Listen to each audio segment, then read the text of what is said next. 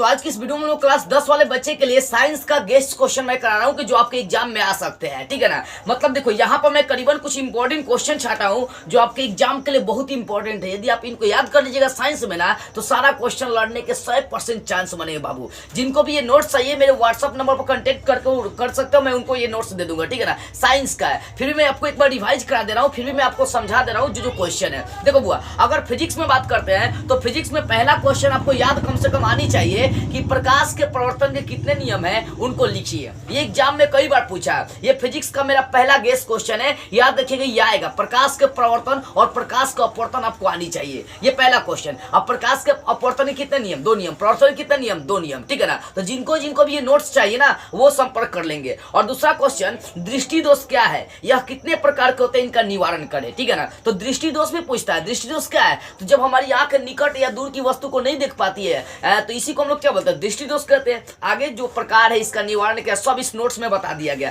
तो जिन जिन बच्चों को चाहिए मेरे व्हाट्सएप नंबर पर वो क्या करें, कांटेक्ट करें, मैं उनको ये दे दूंगा। ठीक है ना। अगर नहीं हो तो आपको ये कम्युनिटी पोस्ट में मैं डाल दूंगा, वहां पर भी आप जाकर इसको देख लीजिएगा। तो पहला क्वेश्चन, प्रकाश का अपवर्तन और प्रवर्तन के नियम लिखिए। दूसरा कि दृष्टि दोष क्या है, ये कितने प्रकार के होते हैं, इन सभी का निवारण करना है। और तीसरा क्वेश्चन, ओम के नियम को लिखना है बाबू। ये कई बार क्वेश्चन किया, ओम के नियम को लिखिए। अब 5 नंबरिया में भी करता है कि ओम के नियम को लिखकर सत्यापित करें। तो जिन जिन बच्चों को नोट्स चाहिए वो क्या करेंगे, कांटेक्ट कर लेंगे। और चौथा क्वेश्चन मैं बता रहा हूं, जीवाश्म ईंधन किसे कहते हैं, जीवाश्म ईंधन की क्या क्या हानियां हैं। बहुत मोस्ट इंपॉर्टेंट क्वेश्चन। ठीक है ना। तो जीवाश्म ईंधन क्या है? जीवाश्म ईंधन आपको बताया गया कि लाखों हजारों वर्ष तक जो जो चीजें धरती में दब जाती है, वही दबने के बाद वो एक दहनशील पदार्थ का रूप ले लेता है, और उसी को हम लोग क्या कहते हैं, उसी को कहते हैं जीवाश्म ईंधन। जैसे आप देख सकते हैं पेट्रोल, डीजल, ये सब क्या है कि जीवाश्म ईंधन। कोयला क्या है? जीवाश्म ईंधन। भाई धरती में लाखों हजारों वर्ष तक दबने के बाद ही ये सब बना है। ठीक है ना। ये सब दहनशील पदार्थ होता है, तो जीवाश्म ईंधन।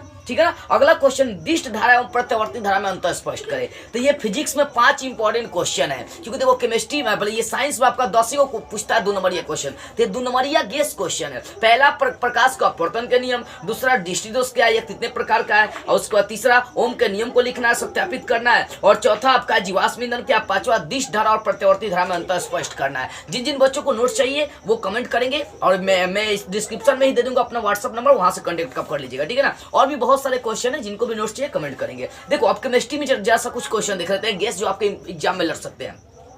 पहला क्वेश्चन, जब लोहे की कील में कॉपर सल्फेट का विलयन डुबाया जाता है तो विलयन का रंग कैसा हो जाता है? बहुत इंपॉर्टेंट क्वेश्चन है, कई बार एग्जाम में पूछ चुका है। बोले लोहा को जब क्या करेंगे, कॉपर सल्फेट के विलयन में डाल देते हैं तो उसका रंग काहे बदल जाता है, ये आपको बताना है। तो जैसे ही लोहा को कॉपर सल्फेट मतलब CuSO4 के विलयन में जैसे ही डाली जाती है, तो वहां पर जो ये लोहा होता है ना, कॉपर को विस्थापित करके वहां पर फेरस सल्फेट बना जाता है। तो फेरस सल्फेट का रंग कैसा बदल जाता है, और फेरस सल्फेट का रंग कुछ हरा हो जाता है, जबकि कॉपर सल्फेट का रंग नीला होता है। ठीक है ना। तो जिसको भी चाहिए वो कमेंट करिएगा, क्योंकि नोट्स दूंगा तो वहां पर आपको सब समझ में आ जाएगी। दूसरा क्वेश्चन, समजातीय श्रेणी क्या है, उदाहरण के साथ समझाना। ये भी बहुत इंपॉर्टेंट क्वेश्चन है। आगे मैं बता रहा हूं, प्लास्टर ऑफ पेरिस का सूत्र लिखना है, और यह जिप्सम से कैसे बनाया जाता है इसकी भी चर्चा करनी है। आई जानते हैं कई बार एग्जाम में पूछा है, जिप्सम का उपयोग देखे ना, जब किसी आदमी का हाथ टूट जाता है ना, तो उजारका जो पटिया लगाया जाता है वो होता है प्लास्टर ऑफ पेरिस होता है। जो मूर्ति उर्ति बनाने में प्लास्टर ऑफ पेरिस का उपयोग करते हैं, टूटी फूटी हड्डियों को जोड़ने में प्लास्टर ऑफ पेरिस का उपयोग करते हैं। ठीक है ना। तो ये कई बार एग्जाम में पूछा है। और सबसे इंपॉर्टेंट क्वेश्चन मैं आपको बता रहा हूं आगे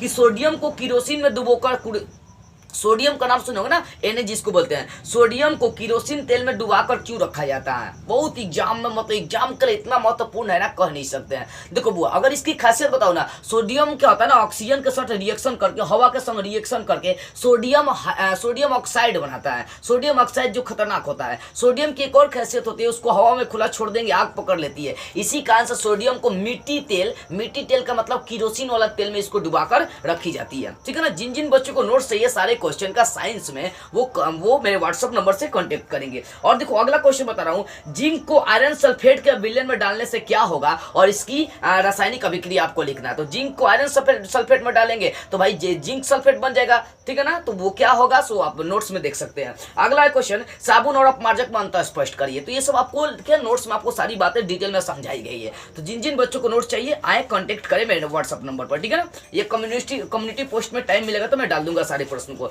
अगला देखो, बायोलॉजी में कुछ इंपॉर्टेंट क्वेश्चन आपको दिखा रहा हूं। पोषी स्तर क्या है, एक आहार श्रृंखला का उदाहरण देते हुए उनमें विभिन्न पोषी स्तरों के नाम लिखना है।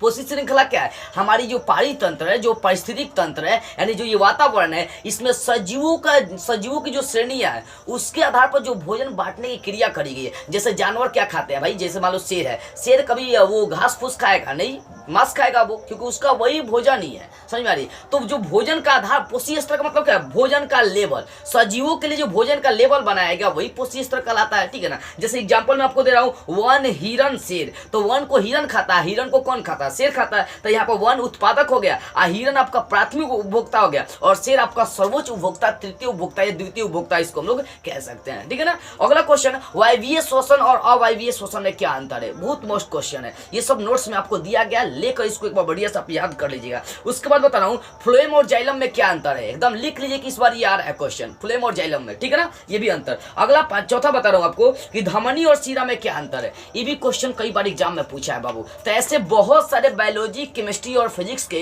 गेस्ट क्वेश्चन छाटे गए हैं जो आपके एग्जाम में लड़ सकते हैं। तो जिन जिन बच्चों को चाहिए साइंस का गेस्ट क्वेश्चन जो एग्जाम में लड़ने की ज्यादातर संभावनाएं हैं, मैं डिस्क्रिप्शन में अपना व्हाट्सअप नंबर दूंगा, वहां पर कांटेक्ट आप लोग कर लेंगे, ठीक है ना। तो बस आज की इस वीडियो में इतना ही। अगले वीडियो में हम लोग कोशिश करेंगे कि सोशल साइंस का जो गेस्ट क्वेश्चन है उसको करें और उसकी सारी बातों को विस्तार से समझे।